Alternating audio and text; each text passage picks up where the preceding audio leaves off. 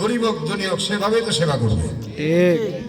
আপনারা দেখেন বিগত সরকার খুব চাপাবাজি করছিল না যে উন্নয়নের ধারা অব্যাহত রাখতে এই সরকারকে আপনারা 2042 সাল পর্যন্ত একটানা রাখুন, তাছাড়া দেশের উন্নয়নের অব্যাহতি সব ধারাবাহিকতা বন্ধ হয়ে যাবে। আপনারা দেখেন তো সিরাজগঞ্জ ইন্টারচেঞ্জ কাজ কি বন্ধ হয়েছে? দেশের বড় বড় ফ্লাইওভারের কাজ বন্ধ হয়েছে? বলেন বলেন, কাজ চলছে না বন্ধ আছে? চলছে। তাহলে উনি নাই, কাজ বন্ধ হলো না কেন? বোঝা গেল এগুলা চাপাবাজ। কথা কয় না যুবক, এটা কি? জোরে বলেন, এটা কি?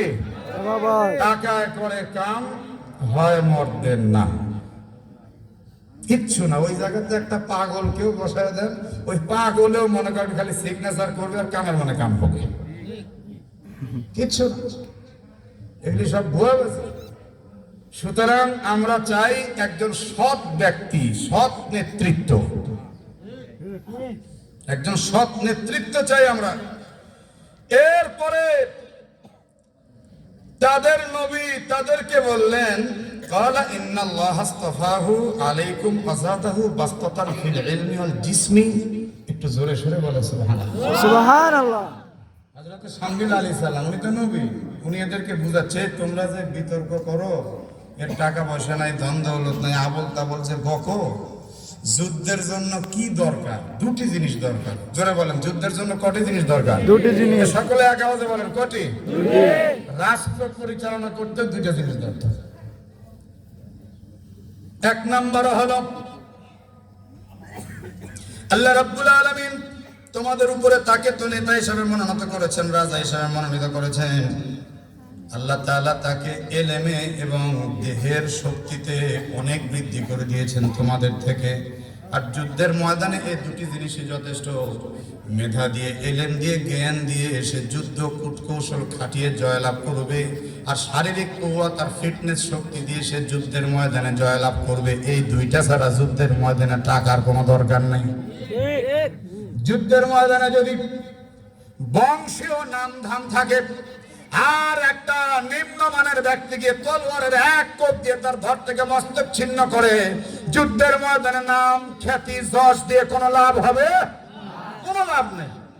রাষ্ট্র চালাতেও তাই মেধা লাগে, মগজ লাগে, শিক্ষা লাগে, জ্ঞান লাগে। কথা কর না জ্ঞান। কিন্তু এখন রাষ্ট্র চালাইতে যায় কারা? অনেকে আছে কল একটে কলম ভাঙ্গে, তারা যায়। কথা কন, কথা কন।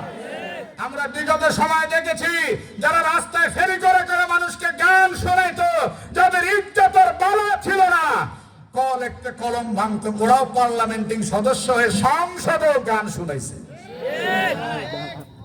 ওই যে আমার ভাই কইছে ফাইটে যায়, কত তো সত্য কইছে।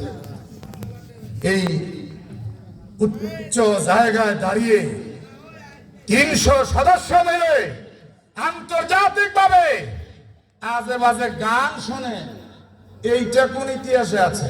কোরআন বলছে না না, ওই জায়গাতে অজ্ঞ জ্ঞানহীন কোন লোকের জায়গা হবে না। কোরআন বলছে বাসতাতান ফিল ইলমি ওয়াল জিসমি, ইলম মানে জ্ঞান। বলেন ইলম মানে কি? আগেই বলেছি, আপনার খারাপ লাগলে আপনি কোরআনের আয়াতগুলো কেটে দিয়ে দেন, আমার সমস্যা নাই, কিন্তু আয়াত থাকবে যতক্ষণ আমি বলবো ততক্ষণ। 16 বছর যাবত আমাদেরকে বলতে গেলে এক শ্রেণীর মানুষ গলা চিপে ধরতো, কিন্তু এখনো যদি কেউ বলে যে হুজুর এগুলি বললেন না, তাহলে আপনি আল্লাহর দুনিয়ার বাইরে কোথাও গিয়ে বসবাস করেন তো?